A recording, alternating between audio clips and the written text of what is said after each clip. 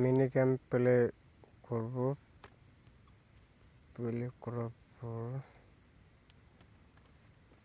এই রেড উপরে নিচে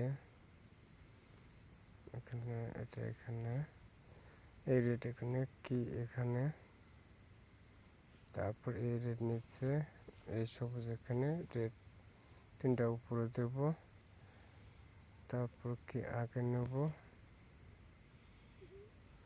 কি পাশে,